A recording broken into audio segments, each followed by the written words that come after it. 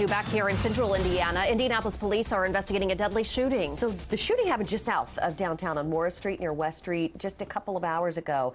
24-hour News 8's Joe Malillo is there right now. Joe, what have you learned? IMPD PIO Chris Wilburn's on scene now. He was able to talk to us a few minutes ago. I'll show you what's going on behind me as police investigate. More than a dozen police cars right before 3 o'clock this morning. There was a shooting in that back parking lot where you see all the police and investigators congregating.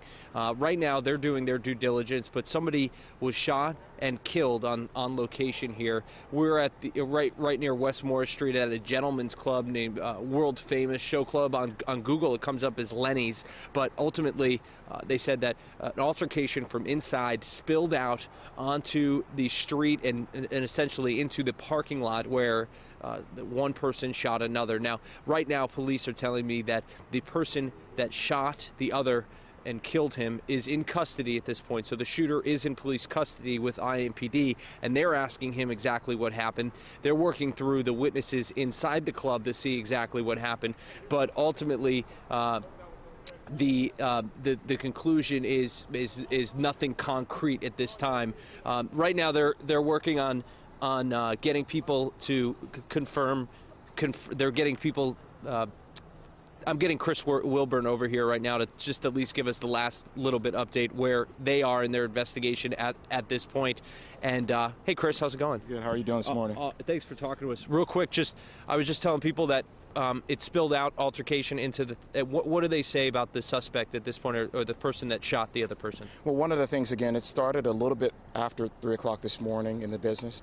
It was contained inside of the business. Unfortunately, that sort of dialogue and whatever precipitated this incident ended it with the shots fired.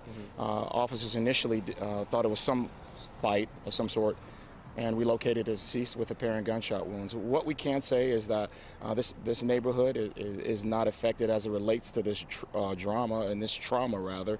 But we're hoping that we can figure out exactly what happened, what led to this incident. And we talked a little bit about the fact that it could possibly be the security guard that pulled the trigger, but you're working on that. Right. That's very logical. We're hearing that as well. Investigators are poring over those facts too to make sure that that's exactly the scope of this individual's employment. We can say though that we have that individual in custody.